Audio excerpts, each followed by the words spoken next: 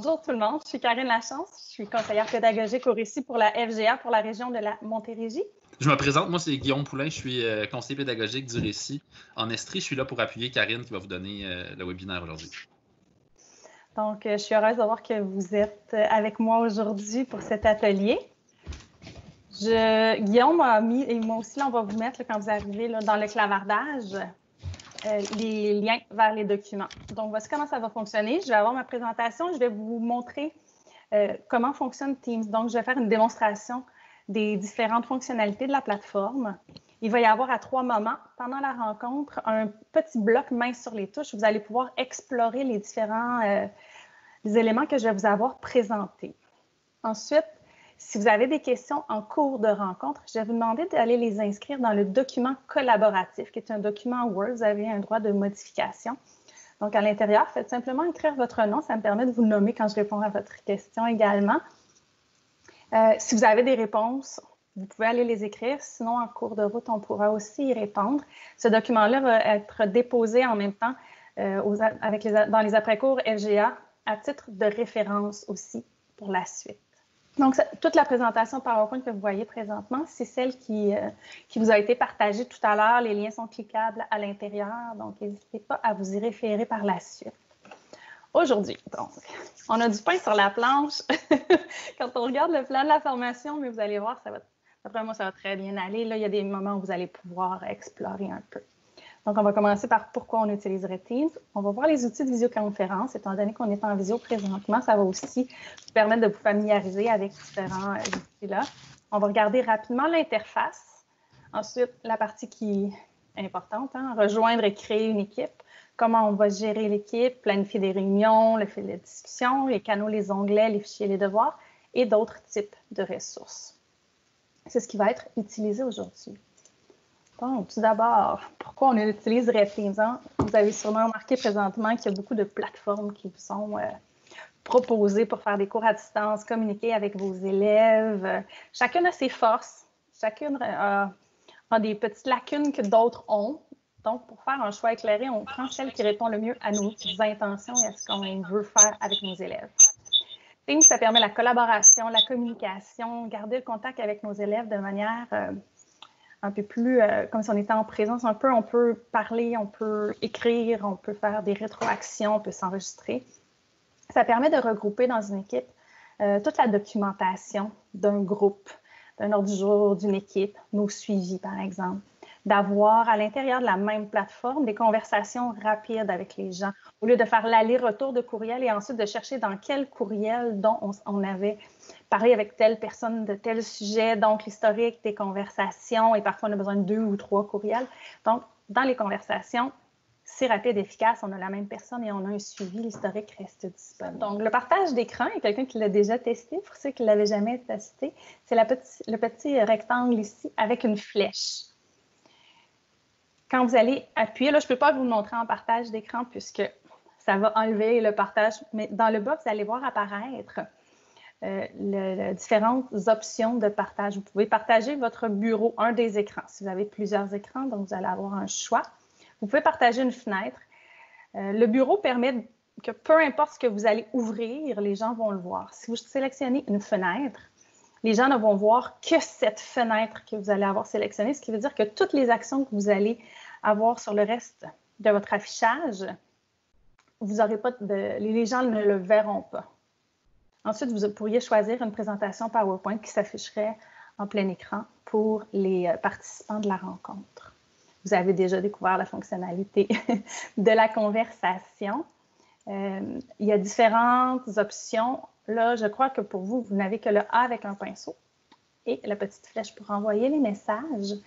Mais vous pourriez avoir différentes autres fonctionnalités à l'intérieur de la visio. Ce qui est intéressant dans les 3 petits points ici. Je ne sais pas si j'ai cliqué 1 ou 2 fois, j'ose pas trop. Si vous ne voyez pas apparaître Poly, mais vous pourriez taper dans la barre de recherche le Poly ici, puis il vous apparaîtrait. Ce que ça vous permet de faire, c'est par exemple un petit sondage rapide en rencontre, avoir le pouls d'un groupe et tout ça. Donc, il va s'ouvrir. Vous pouvez l'avoir aussi dans le fil de discussion d'une équipe. J'ai comme cette fenêtre-là qui ne veut pas se... Ah là, voilà. Donc, je pourrais faire différents types de questions qui sont ici. À choix multiples, classement, tout ça. Je peux entrer ma question. Après un choix, je peux ajouter des choix. J'ai la possibilité d'avoir plusieurs votes par participant. Est-ce que les gens peuvent ajouter et tout ça? Donc, ce que ça fait, je vais le tester tantôt avec vous, mais dans le fil de clavardage de l'équipe, ça permet de faire un sondage. La question est là, les résultats sont en direct. Et vous pouvez décider d'un moment de fin de ce sondage-là. Vous avez également le petit compte des participants qui vous permet de voir combien de personnes sont présentes. Vous êtes nombreux, je n'ai pas vu tout le monde arriver. Alors, bienvenue à tous ceux qui viennent de se joindre à nous. Je vais retourner ici. Donc, et en visioconférence, vous allez avoir les emojis aussi. J'ai mis le lien dans la présentation pour avoir accès à la... Si vous ne l'aviez pas copié, par exemple, si vous ne gardez pas en mémoire là, les emojis, pour ceux qui n'y auraient pas accès. Vous allez également avoir dans les différentes ressources des comportements en visioconférence. Donc, c'est important en visioconférence de bien la planifier d'avance, de ne pas prévoir des rencontres trop longues pour éviter que les participants soient surchargés. Et vous l'avez fait, là, vous devez le faire souvent des rencontres en visioconférence. Là, quand ça dure plus qu'une heure, souvent, sans être en action, c'est très difficile au niveau de la concentration et tout ça. Donc, ça pourrait être intéressant. On fait attention à notre arrière-plan, les vêtements qu'on porte également, d'être dans un lieu calme, d'avoir des écouteurs. Tout le temps, là, aujourd'hui, je suis filaire. Parfois, j'ai d'autres types d'écouteurs. Mais de ne pas utiliser directement le son de l'ordinateur, puisque souvent, ça fait un retour de son. Le son est un peu en écho. Donc, d'utiliser vraiment des écouteurs avec un micro intégré pour pouvoir communiquer en visioconférence, là, ça peut être intéressant. Vous allez aussi se brancher à la rencontre plusieurs minutes, surtout quand on est animateur, là, pour accueillir les participants, puis déposer les différents documents, par exemple, si c'est nécessaire. On part dans la présentation de la plateforme. Donc, quand vous arrivez dans Teams, donc là, je suis dans l'application Teams. Si vous utilisez le web, vous allez avoir seulement une caméra qui s'affiche. Vous ne pourrez pas flouter l'arrière-plan non plus. Donc, c'est intéressant aussi pour avoir toutes les autres fonctionnalités de venir ouvrir, pas venir ouvrir, pardon, mais de venir télécharger l'application. Vous devriez, pour télécharger l'application, je vais vous montrer une page si vous êtes sur le web. Pour télécharger l'application, ça c'est une page quand on est dans un navigateur. Ici en bas complètement, là, une petite, comme un écran avec une flèche qui pointe vers le bas pour télécharger l'application. Vous sélectionnez cette icône-là. Le programme va se télécharger et vous n'avez qu'à l'installer par la suite pour avoir accès aux différentes fonctionnalités de l'application de bureau. Ici, créer ou rejoindre une équipe, ça va être dans le haut à droite ici. Vous devez pour créer une équipe. Ici, vous avez 4 choix d'équipe. Pour vos besoins actuels, je vous propose d'utiliser soit celle pour la classe, qui vient avec un bloc-notes de classe, des documents pour les élèves, la fonctionnalité des devoirs également. Si vous voulez envoyer des travaux aux élèves, d'utiliser le type classe. Autre, c'est plus ouvert, il y a moins de restrictions, moins de permissions à aller modifier là, si vous voulez autoriser les gens, par exemple, à collaborer. Si vous êtes avec des collègues et vous voulez vous commencer une équipe de collaboration, utilisez l'équipe autre. Aujourd'hui, nous, on va vraiment explorer celle de classe. Donc, pour créer une équipe, on lui donne un test. Un test. Un nom. Je clique sur suivant. Ce que je vous suggère au départ, c'est de ne pas inscrire immédiatement les élèves, puisqu'aussitôt que les élèves ont été inscrits, ils reçoivent un courriel pour les informer. Donc, ils peuvent aller dans l'équipe immédiatement pour voir les documents qui sont déposés, la structure et tout ça. Et probablement que vous allez vouloir préparer la documentation, la structure de l'équipe avant que les élèves y aient accès. Si vous voulez avoir des enseignants collaborateurs, vous pouvez les ajouter également tout de suite à cet endroit-là. Sinon, on peut juste faire ignorer. simple comme ça, je peux passer par-dessus pour ignorer cette étape-là et y revenir plus tard. Pour y revenir plus tard, on va le voir maintenant, c'est possible d'aller à côté du nom, je vais passer ça, à côté du nom récit FGA-test, dans le petit surplus menu supplémentaire ici, gérer l'équipe. À l'intérieur de ce paramètre-là, j'ai les membres. C'est l'endroit où j'arrive. Donc, je peux ajouter les membres. Vous voyez ici, il n'y a que moi. Membres et invités, aucun. Si j'ajoute un membre, par exemple, vous voyez, j'ai la même interface que tout à l'heure, étudiant et enseignant. Donc, ah oui, ajouter un membre. Je vais le faire par ici. Vous avez là, différents choix. Vous pouvez commencer à taper le nom d'un élève et vous voyez, il apparaît dans la liste des possibilités. Je peux venir sélectionner mon élève. Ça se peut que dans votre commission scolaire, ça fonctionne par matricule aussi. Ça se peut que ce ne soit pas basé sur leur prénom, leur nom de famille. Donc, à voir avec votre commission scolaire comment sont structurés les comptes des élèves. Je peux également ajouter un groupe Outlook. Ça veut dire pour ceux d'entre vous qui avaient déjà dans Outlook des groupes créés, je pourrais venir sélectionner un groupe complet et l'ajouter. Ce que ça fait, c'est une entrée. Vous voyez, il y avait 5 membres dans ce groupe-là. Le 6e membre étant moi-même, donc il ne m'a pas ajouté une deuxième fois. Fermé. Et mes membres, vous voyez ici, quand je clique sur membre et invité, ça ouvre la liste. Et j'ai mes élèves qui se sont inscrits. Ce n'était pas plus long que ça, j'ai ajouté des membres dans mon équipe. Ça, c'est une manière pour les inscrire manuellement. Sinon, je peux venir dans mes paramètres.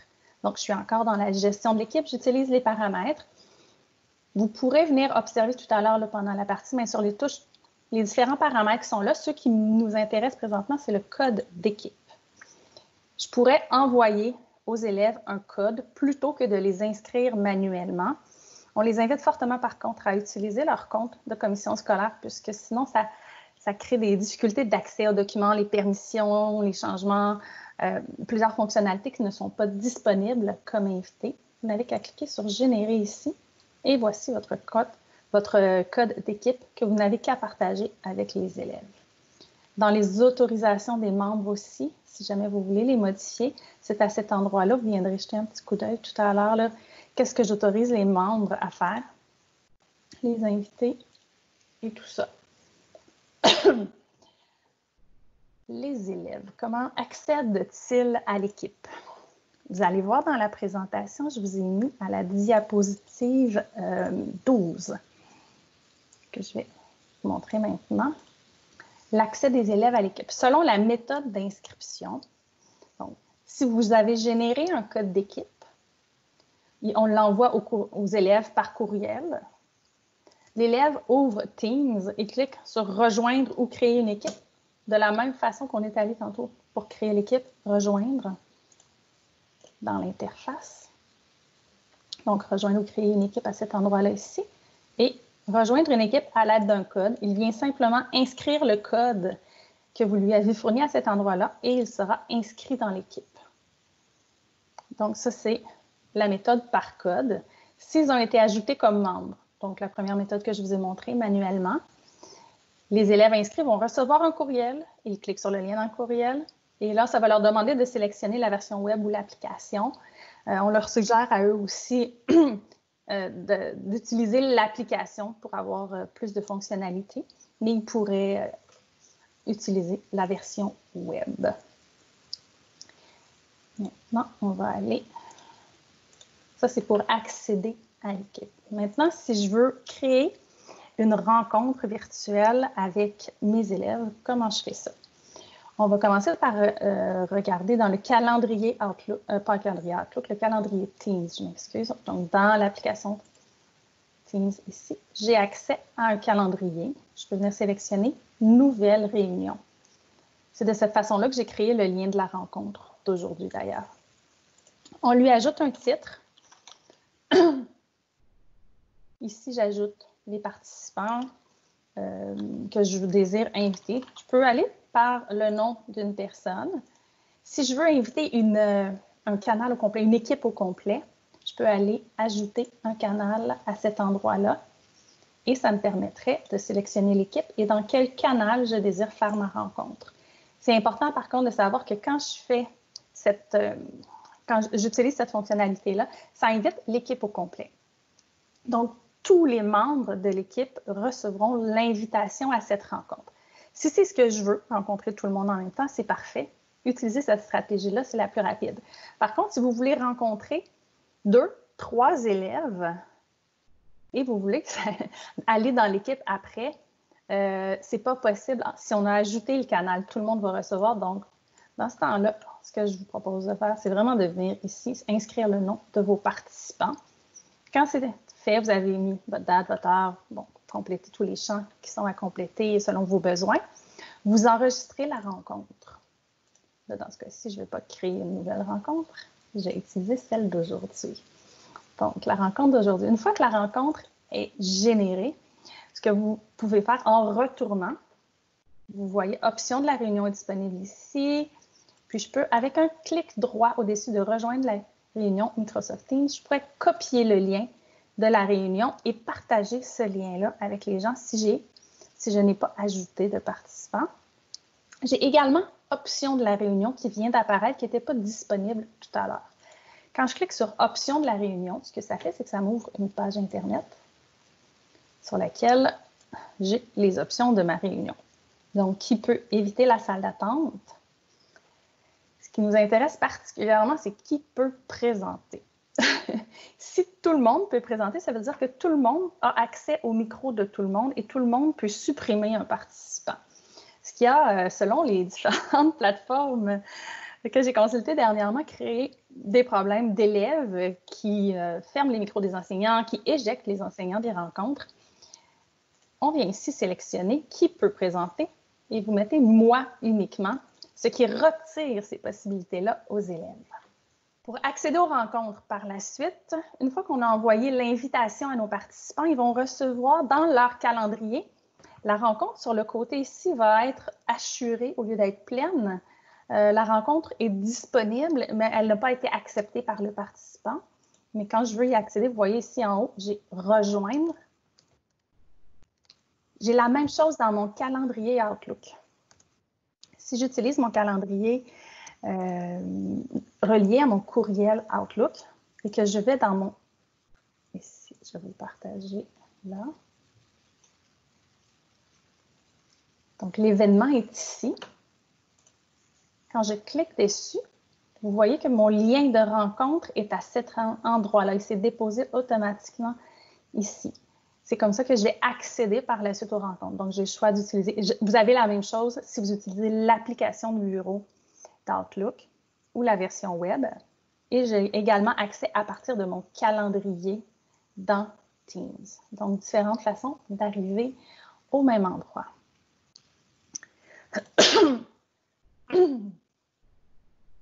Je vais descendre ici. Donc, vous avez jusqu'à la diapo 18, un aide-mémoire de ce que je viens de vous présenter.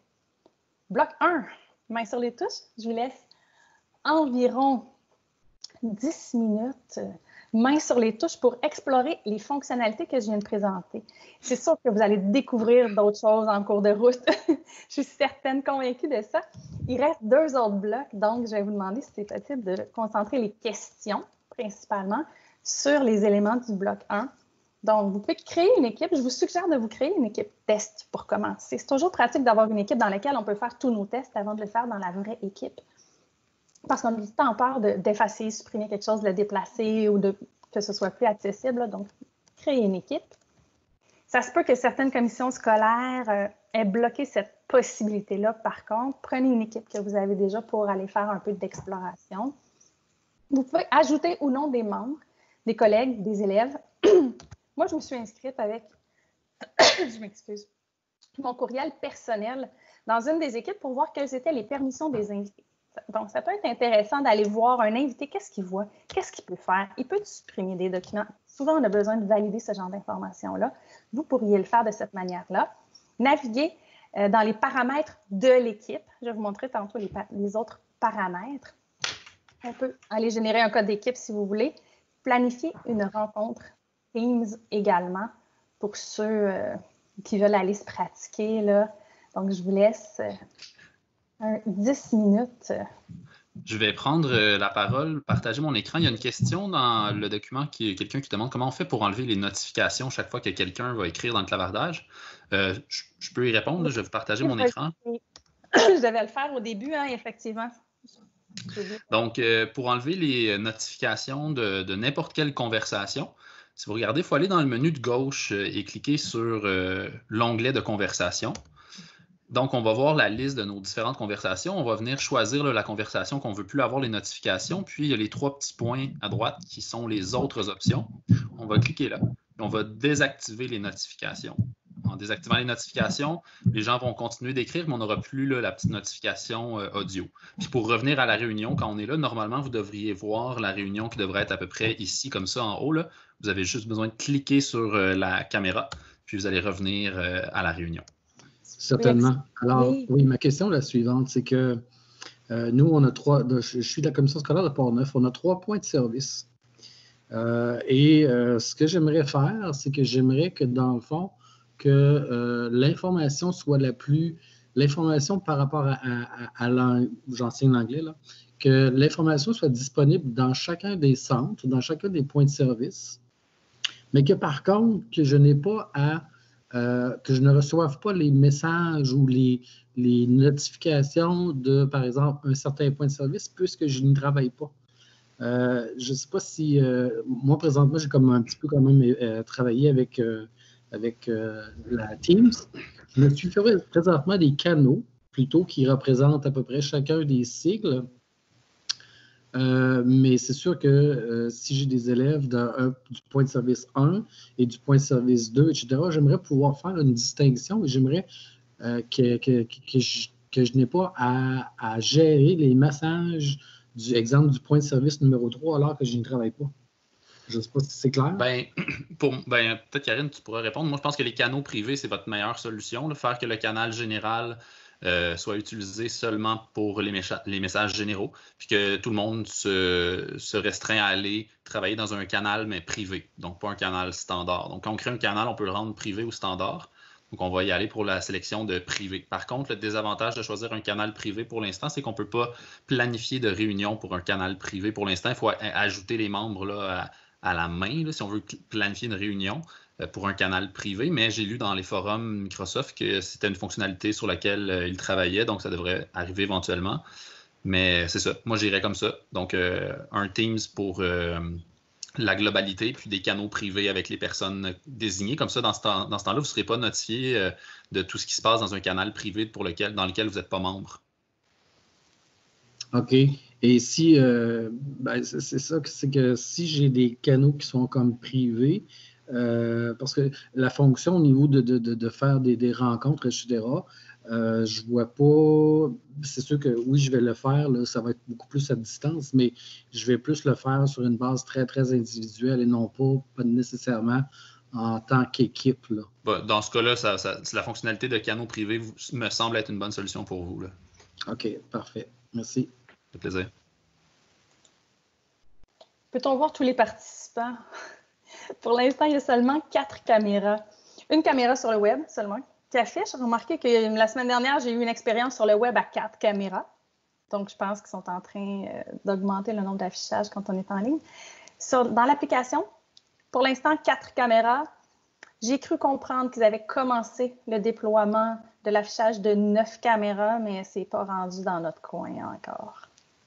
Mais ça devrait venir dans les prochaines semaines si on est chanceux. Et j'ai vu aussi un lever la main qui va finir par apparaître dans la barre de visioconférence en mai, juin, dans ce coin-là. Là, il n'y a pas de date et souvent les dates sont reportées. Je ne vais pas faire de faux espoirs. Mais j'ai vu vraiment des informations de Microsoft là, qui avaient un lever la main dans la barre de visioconférence là, qui s'en vient. Je vais continuer avec le reste de la présentation. Vous allez avoir un autre bloc également, là, main sur les touches, pour pouvoir continuer votre exploration un petit peu plus tard.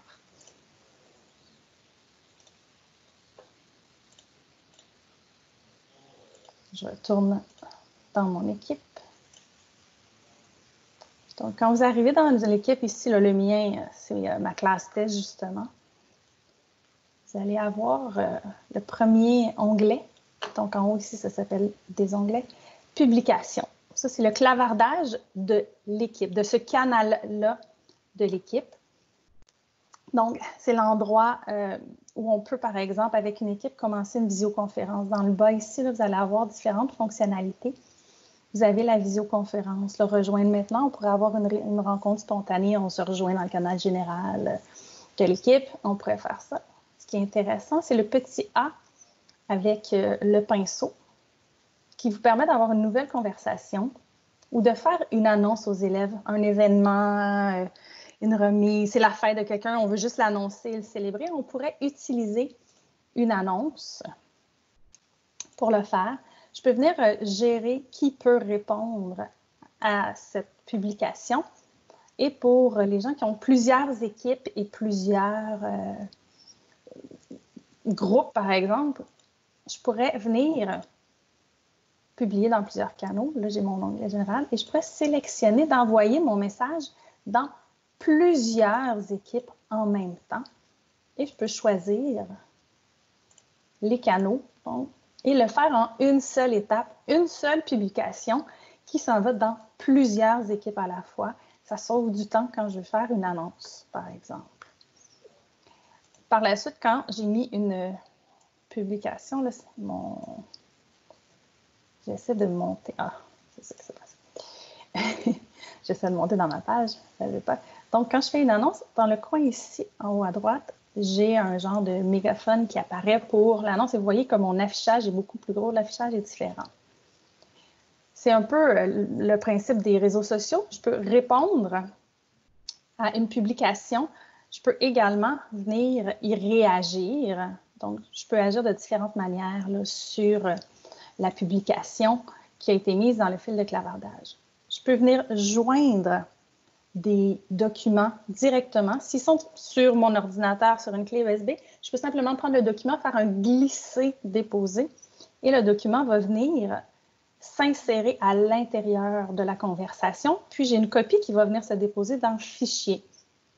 Ce qui va vous rester par la suite, c'est venir classer dans le bon dossier si jamais vous ne voulez pas qu'il soit libre directement à l'intérieur de cet onglet-là. Il y a ça. C'est possible de mettre des emojis. Vous pouvez aussi utiliser le site d'emojis que je vous ai partagé. Là. Ça fonctionne aussi également.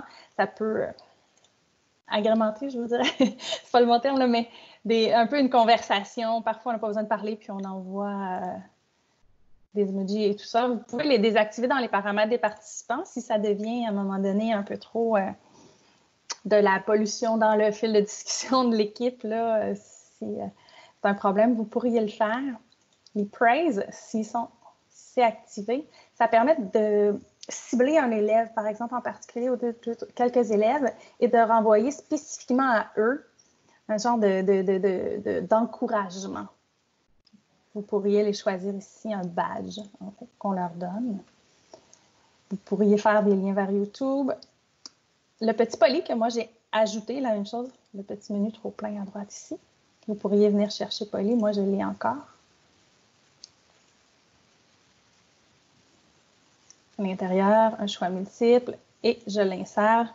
Je mets une question, des réponses. Est-ce que j'en ai un que je pourrais vous montrer, mais je ne crois pas dans cette équipe. J'essaie de voir la félicitation. Non, j'en ai pas. Vous avez vu un PDF. J'aurais dû vous le faire dans le fil de discussion, hein, vous auriez pu réagir.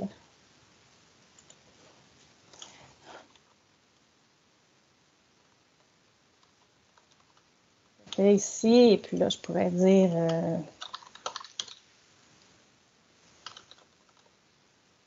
si je n'ajoute pas non anonyme, donc je sais quand les gens votent, je peux le voir, je peux le modifier, je peux l'envoyer.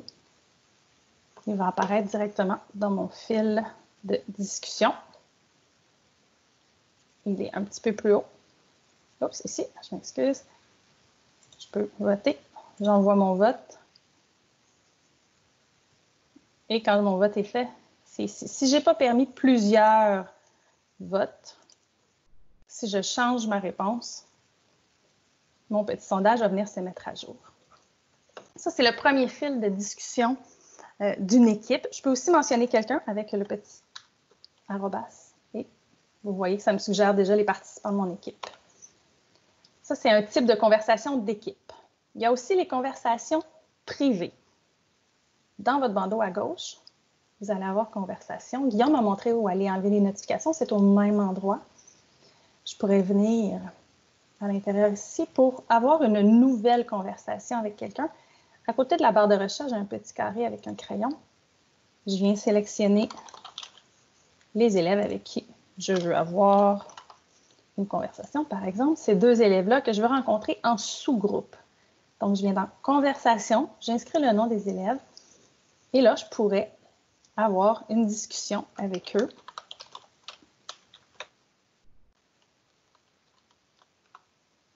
Je dépose, ils reçoivent une notification leur mentionnant cette conversation. Ils n'ont qu'à y venir et y répondre. On pourrait se partager des fichiers privés à cet endroit-là et j'ai les mêmes fonctionnalités à l'intérieur. J'ai de la visio, téléphone, appel et je peux partager mon écran. Ensuite, on avait les canaux et les onglets. Je voulais voir avec vous. Dans le bandeau ici à gauche, vous avez les canaux. Les canaux peuvent servir pour les équipes, les sous-équipes, des sous-comités, par exemple, à l'intérieur, différents projets, des disciplines. Vous pourriez leur donner le rôle que vous voulez. Vous pouvez aussi commencer avec seulement le général et au besoin venir les ajouter. Pour ajouter un canal à côté du nom de l'équipe, je sélectionne le petit menu trop plein. Je fais « Ajouter un canal ». À cet endroit-là ici, je lui donne un nom. Au niveau de la confidentialité, standard, tout le monde dans l'équipe y a accès. Tout le monde voit absolument tout ce qui se passe à cet endroit-là. Je peux aussi créer un canal privé où là, il n'y a que des gens sur invitation qui y ont accès. C'est possible de le faire de cette manière-là. J'en ai déjà un qui est créé ici, rencontre individuelle, avec un petit cadenas. Les gens qui ne sont pas invités dans ce canal-là ne le voient pas dans leur canal. Ils ne savent pas que ce canal-là existe. Ça évite que les gens se demandent pourquoi je ne suis pas dans ce canal-là. S'ils ne sont pas invités, il est invisible. Il n'est même pas visible avec le petit cadenas à cet endroit-là. Chaque canal a son espace de publication, de fichiers et de notes dans ce cas-ci, puisqu'on est dans un Teams de classe. Ce sont ici les canaux. Donc, les fonctionnalités sont les mêmes. Vous voyez, dans le général, en plus, j'ai bloc-notes et devoirs. Tous les autres, ici, à partir de Word vers la droite, ce sont des onglets que j'ai ajoutés par la suite. Les notifications des canaux, des équipes, vous pourriez, je m'excuse, à côté de Général, c'est un canal. Vous voyez, notification du canal. Je pourrais venir déterminer quel type de notification je désire recevoir. Je peux faire ça pour chacun des canaux. Et je cherche, attendez un petit peu, une fonctionnalité. Non, pas à cet endroit-là. On a les notifications des conversations que Guillaume m'a déjà montrées. On a aussi celle générale de l'interface. Sur votre pastille en haut à droite, dans les paramètres, vous pourriez aller dans les notifications. Et ici, vous avez toutes les notifications possibles dans Teams et vous pourriez venir déterminer pour chacune comment vous désirez les recevoir. Vous avez le choix entre bannière et adresse email, donc un courriel et une bannière. La bannière, c'est la petite fenêtre mauve qui apparaît dans le bas à droite de votre écran.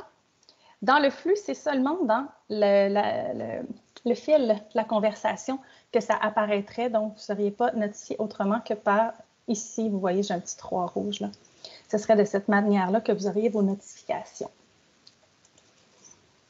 Et les onglets qui sont ici. Les onglets permettent d'ajouter différentes ressources rapidement accessibles.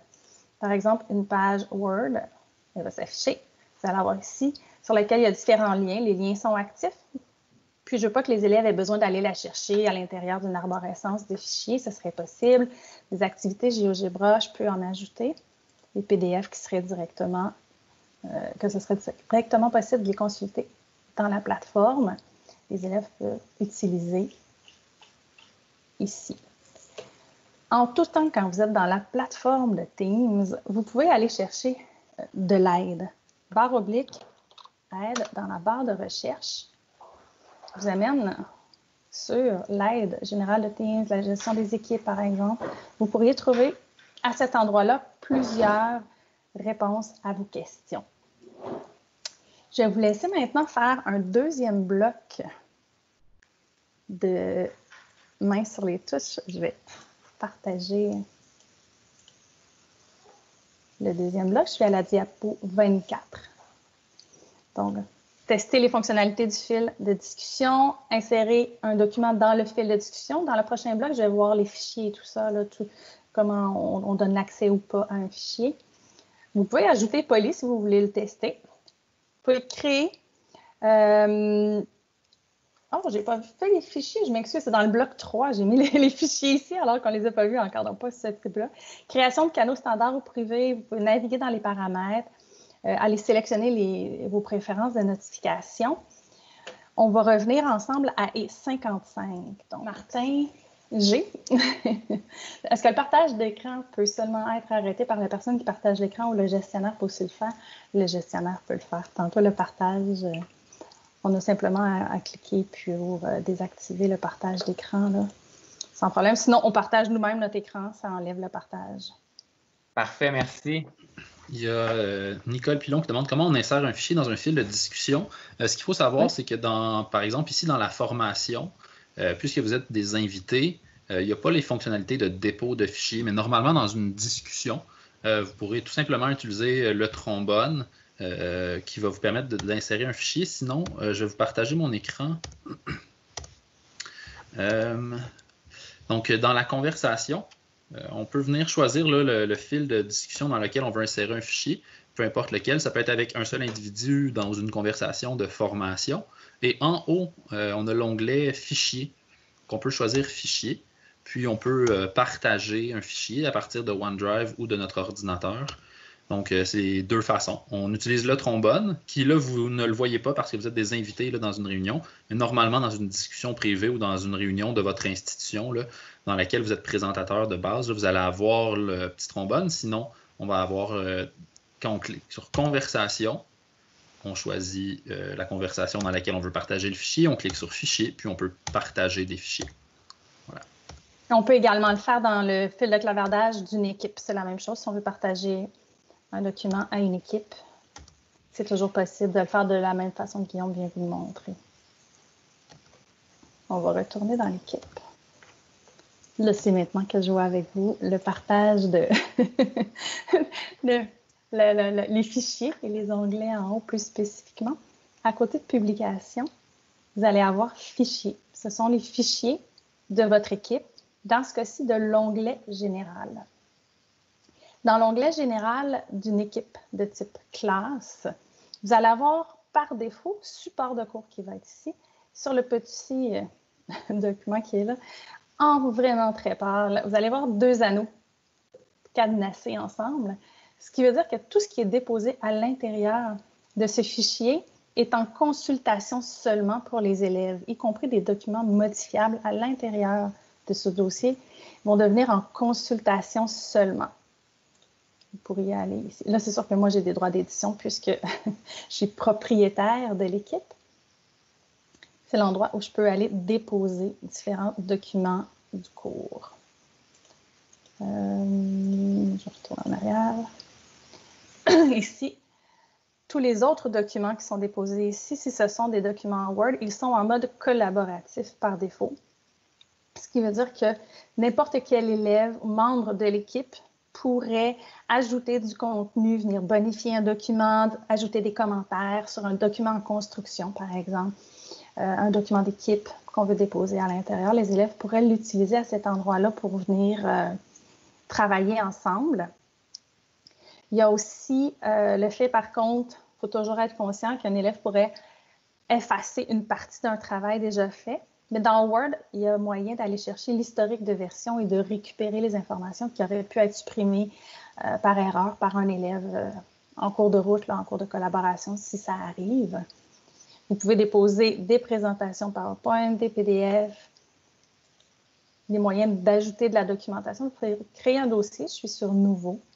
différentes Word, Excel, bon, vous voyez les différentes formes de documents. Vous pouvez également aller charger un document sur votre OneDrive, dans votre ordinateur, peu importe. Donc, ils sont accessibles à partir de charger. Vous pouvez télécharger sur votre ordinateur un document qui est dans cette section-là, sans problème. Pour gérer l'accès à un document, par exemple, vous déposez, vous ne voulez pas que les élèves soient dans le support de cours et cherchent non plus l'arborescence, vous le mettez à cet endroit-là, mais vous voulez venir bloquer la modification du document. Ce que vous devez faire, c'est aller ouvrir le document dans SharePoint. SharePoint, c'est la bibliothèque externe qui gère tous ces documents-là. Vis-à-vis mon document, par exemple, 3 petits points. Et dans la liste, ouvrir dans SharePoint. J'ai accès à cet endroit-là et vous devriez, vous, avoir accès ici, devrait être inscrit SharePoint. Sinon, les 3 petits points, ça va arriver exactement au même endroit. Quand je le sélectionne, ça m'ouvre mon navigateur avec l'accès à mes documents. Donc, quand je sélectionne un document ici, voilà, celui-là est en consultation. Seulement, j'allais sur le il y en a 2 de sélectionnés. On désélectionne. Donc, mon lien Internet, à droite ici, a accès. 4 groupes y ont accès. Je veux modifier ces permissions. Je m'en viens à droite, donc vous voyez, je suis propriétaire, donc je ne peux pas changer les permissions des propriétaires. Par contre, les visiteurs de mon équipe et les membres de mon équipe pourraient avoir des autorisations différentes. Quand je clique sur le chevron, ça me dit « Consultation possible ». Je peux modifier ou je peux arrêter le partage pour les visiteurs. J'ai également ici, vous voyez, les membres peuvent modifier. Je dis parfait, la collaboration est terminée. Je le rends seulement en consultation pour tous les membres de mon équipe. Et le document ici maintenant en mode consultation seulement. C'est une manière de venir modifier l'accès. Ensuite, on a, je m'excuse, les devoirs. Bloc-notes de classe, on ne le verra pas aujourd'hui. Sachez qu'il y en a un qui est par défaut dans les onglets des équipes de classe. Mais c'est vraiment une formation à part entière, le bloc-notes de classe. Là, ça prend quand même quelques heures à apprivoiser. Là, au moins 1h30 en présentation, un peu main sur les touches. Dans les devoirs, c'est ici que ça vous permet d'envoyer à vos élèves des travaux de groupe ou des travaux personnalisés. Je peux sélectionner « Créer ». Et là, une affectation, c'est vraiment un nouveau travail. Je peux envoyer un questionnaire et je peux utiliser un modèle de devoir existant. Si je vais dans « Affectation », je peux donner un titre à mon devoir. Je peux lui ajouter, le catégoriser si je veux. Je peux mettre des instructions. Ce qui est intéressant, c'est que je peux venir ajouter des ressources. J'ai accès à différents types de ressources. Par exemple, je choisis ce document Word. Moi, je sais que ce document-là peut être modifié ou pas. Vous voyez en bas, c'est écrit « Les élèves ne peuvent pas modifier ». Ça veut dire que les élèves peuvent seulement l'ouvrir et le consulter. Si je veux que chaque élève ait sa propre copie sans avoir à leur dire « Télécharge une copie, fais ton devoir, redépose ta copie », Teams le permet en une seule étape, c'est important, les élèves peuvent modifier leur propre copie. Donc, quand ils vont l'ouvrir, ils vont être à l'intérieur de l'interface. Ils vont pouvoir modifier à cet endroit-là. Ça va leur demander d'ouvrir le navigateur ou application de bureau, mais ça reste synchronisé avec les devoirs. Donc, on évite le téléchargement, le devoir, la remise du devoir, la pièce jointe, c'est pas jointe, tous ces problèmes-là. Je peux venir ajouter des points. Je peux également insérer un barème, un que j'ai déjà créé, par exemple, ou un nouveau barème. Vous voyez, médiocre, je prends toujours la peine de dire, ça ne vient pas de moi, c'est le vocabulaire par défaut de Teams. C'est discutable comme terme, disons. Mais je pourrais venir ajouter des colonnes, ajouter des rangées sans aucun problème, venir écrire à l'intérieur mes informations. Point. Si je le mets à oui, ce qui est apparu ici, c'est une note sur 100%. Je pourrais donc directement à l'intérieur venir me faire un barème qui donne des pointages et corriger à l'intérieur. Tout est fait en une seule étape. Attribuer à, par défaut, toute l'équipe. Et là, il ne veut pas. Normalement, je devrais avoir ici, bon, les membres de cette équipe. Je pourrais en sélectionner juste 2. J'ai ma date d'échéance. Et important de lire les petits caractères dans le bas. Le devoir sera publié immédiatement et les remises tardives seront autorisées. Je viens d'en modifier. Ce que ça me permet, c'est de préparer mon devoir et de le publier automatiquement plus tard. À quel moment est-ce que je veux que ce devoir-là soit publié pour les élèves? Et je peux mettre une date de clôture. Tant que le devoir n'est pas fermé, l'élève peut venir le modifier même si je l'ai corrigé à l'intérieur de Teams. Ici, j'ai des devoirs. Ce que ça me permet aussi, donc vous voyez, les élèves, quand je clique sur un des devoirs, c'est ce que j'ai fait là, j'ai vraiment sélectionné un des devoirs, non remis, je peux voir qui a consulté le devoir. 5 récits, je l'ai corrigé, je lui ai attribué, vous voyez, j'avais attribué 50 points au travail, ici, là, 40 points. Je pourrais venir lui ajouter des commentaires, il va être notifié de mes commentaires également. Et dans les notes, quand je vais dans notes, vous voyez que le devoir 1, pour lequel 5 récits avait 40 points, les points sont venus automatiquement s'inscrire en résultat à cet endroit-là, consulter. Donc, j'ai également, sous forme de tableau, là, les informations comparativement à l'utilisation, à l'ouverture, la consultation des travaux par les élèves. Je vais vous montrer une autre petite fonctionnalité. Je vais retourner dans le devoir. Vous pouvez aussi modifier votre devoir. Exporter vers Excel, vous l'avez également dans Notes. Exporter les résultats dans Excel et vous pouvez voir l'affichage de l'étudiant. Qu'est-ce que votre élève va voir? Et dans l'interface d'un élève, je vais venir vous montrer vraiment. Ça, c'est l'interface de l'élève. Ici. Donc, le poly tout à l'heure, vous voyez, l'élève l'a reçu. Puis, s'il va dans ses devoirs, il n'a que les devoirs que je lui ai attribués. Là, son devoir 1. Il a la possibilité, vraiment, quand il a terminé, il doit cliquer sur « Remettre le devoir ». Ouais, c'est mignon, la petite méduse. Quand le devoir est remis. Puis, est-ce qu'ici, on va aller voir s'il a remis son devoir? Non, ça ne me notifie pas à cet endroit-là. Ça me notifie ici. Devoir 1, vous voyez, un élève a remis ses travaux, donc je sais qu'il y a un élève que je peux aller corriger puisqu'il a remis son travail. Distribuer les commentaires, les notes, j'essaie de voir si j'ai oublié. Parfait. Dans les autres onglets ici, vous allez pouvoir, selon les permissions de votre commission scolaire toujours, venir voir quels onglets vous pourriez ajouter. Je pourrais, par exemple, ajouter un Forms. Ceux qui créent des questionnaires pour leurs élèves, je pourrais le créer directement dans Teams. Ça me permet de créer un formulaire, mais pas le questionnaire. Donc, je peux formulaire ici. Sinon, ajouter un formulaire existant. Si vous êtes dans votre tuile Forms et que vous avez créé le formulaire, vous pourriez y avoir accès à cet endroit-là, y compris les questionnaires et les formulaires. Tout ce que vous avez déjà créé dans les Forms est accessible dans votre plateforme Teams. Vous pourriez avoir Forms of Flipgrid. Je retourne. Flipgrid ici, qui permet de faire, de travailler à l'oral, d'envoyer des discussions aux élèves. Ils peuvent interagir sur une communauté plus axée sur les enregistrements vidéo des élèves qui discutent, Mindomo, donc les cartes conceptuelles. Le poly est encore là. Quand je veux mettre un site web en lien, j'utilise vraiment un site web ici, par exemple, une vidéo YouTube. Je pourrais utiliser YouTube, qui serait directement accessible à l'intérieur de la plateforme. Ça évite de copier, coller un lien. Où est-ce qu'on dépose ce lien-là? L'élève doit sortir de la plateforme, se retrouve sur YouTube avec, vous savez, toutes les distractions qui sont autour. Donc, on pourrait utiliser cette stratégie-là pour garder les élèves à l'intérieur de la plateforme, éviter les pertes de temps et les distractions.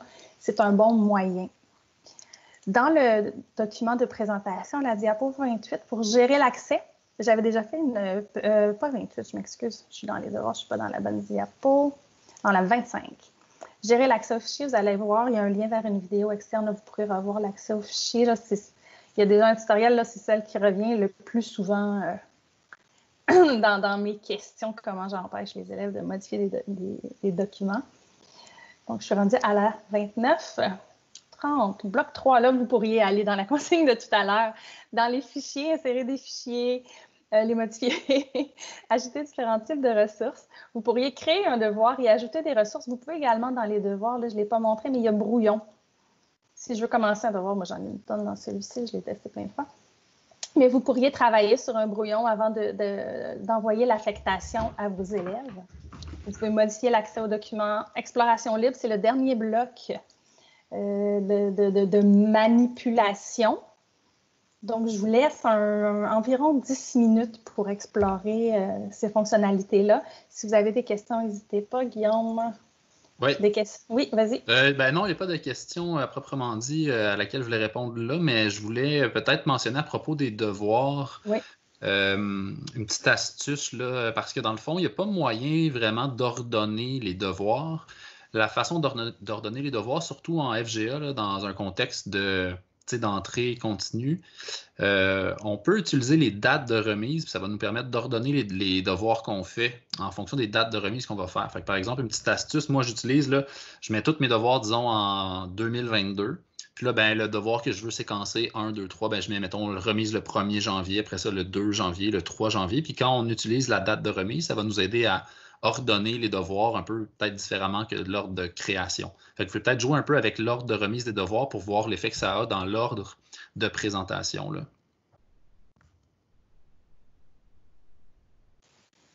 Merci, Guillaume, pour le petit conseil. Effectivement, je ne m'étais pas penchée sur cette question-là.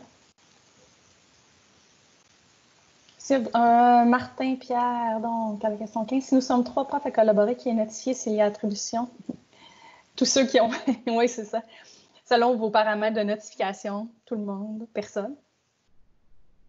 Mais oui, des 3. Si vous êtes propriétaire de l'équipe, vous devriez avoir une notification au moins dans le flux, là. Ce qui est arrivé, c'est que, bon, un étudiant, probablement, il s'est trompé. Au lieu de remettre un fichier dans le fil de discussion, il l'a mis sur la partie contenu et puis j'arrive pas à effacer parce que je veux pas un peu brouiller les autres étudiants. Je veux que ça soit seulement un support de cours avec des PowerPoint ou bien des documents que j'ai déposés et que je veux pas que quelqu'un d'autre ajoute du contenu. OK, parfait. Fait que ça va être là, il va falloir aller modifier les droits d'accès au dossier à partir de SharePoint. C'est vraiment ça. Fait que peut-être je vais vous partager mon écran, là, puis je vais vous le montrer. Donc, si je suis dans Teams, je vais dans une équipe ici. Donc, je vais aller dans les fichiers. Et mes fichiers, ici, je vais aller sur les 3 petits points au bout, puis je vais ouvrir dans SharePoint. Donc, ça va m'ouvrir le dossier qui est hébergé, en fait, dans SharePoint. Puis là, il faut que je me connecte au compte. Donc, une fois que je suis là, je vais pouvoir revenir un petit peu en arrière, cliquer sur Documents. Puis là, j'ai Général ici, qui est en fait vraiment le dossier principal. Puis, je vais pouvoir cliquer sur les 3 petits points, puis faire Gérer l'accès. Puis là, ici, on peut voir qui a les droits de modification, etc. Fait que là, voyez-vous, les membres du comité ont un droit de modification. Fait que je vais vouloir changer ça pour consultation possible. Là, je vais le remettre là, parce que c'est pas ça qu'on veut, là, nous, mais on va le mettre en consultation. Ce qui veut dire que les personnes qui vont essayer de modifier des choses ou de déposer des choses dans ce document-là, ils vont se faire dire qu'ils n'ont pas les droits d'y arriver. Donc, on ouvre dans SharePoint, on revient dans l'arborescence pour avoir accès à tous les documents, puis dans Général, on vient changer l'accès, puis on choisit les membres, on va choisir le type d'accès, puis ça va être seulement en consultation. Martin Pierre, votre question 17, il ne semble pas possible d'attribuer des devoirs dans les canaux. Ça me dit que j'ai besoin d'une classe pour en attribuer un. Il n'y a que dans les canaux généraux qu'il y a la possibilité d'ajouter des devoirs.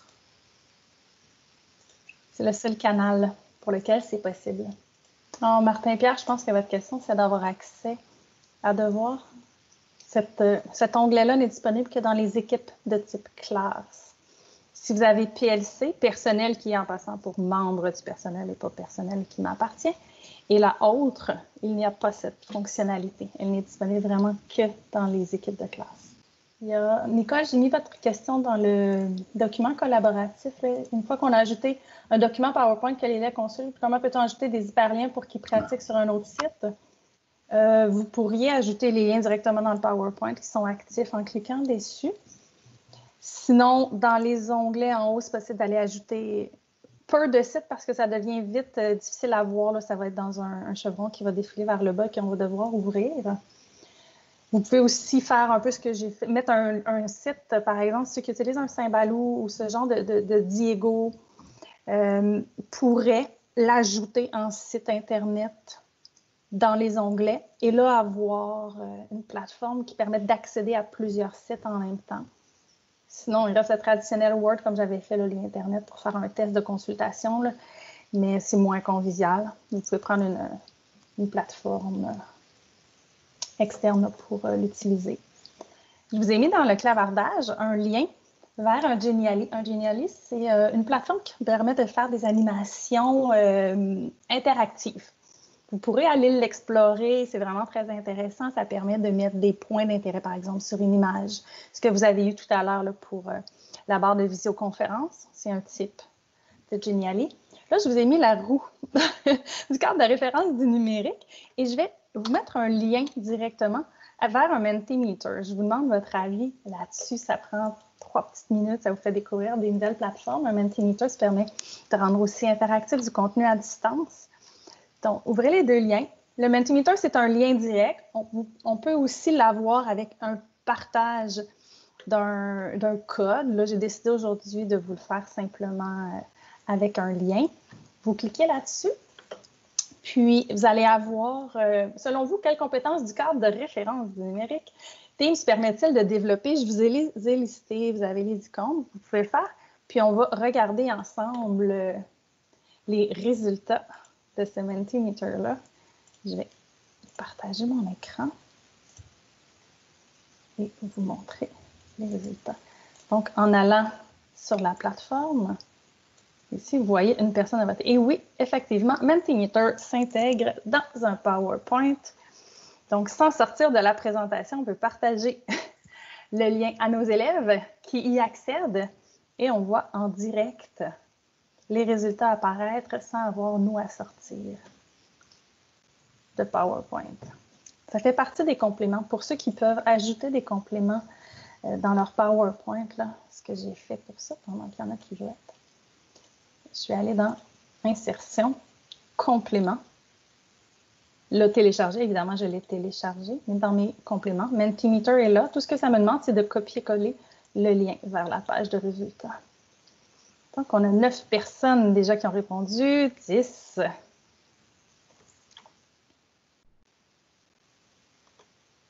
pourrais pas grandir mon affichage. Collaborer, oui, communiquer. Communiquer à l'ère du numérique, effectivement, vous avez raison là-dessus. Exploiter le potentiel du numérique. Les documents qui vous sont partagés aujourd'hui, ils ont une licence Creative Commons, donc vous pourrez la regarder, mais vous pouvez les réutiliser dans vos milieux, les présenter aux enseignants qui vous entourent, les utiliser comme référence, utiliser les liens qui sont à l'intérieur sans problème. Excellent. Je reviens. Je vous remercie. Passez une belle fin de journée. Merci d'avoir été présent cet après-midi avec nous.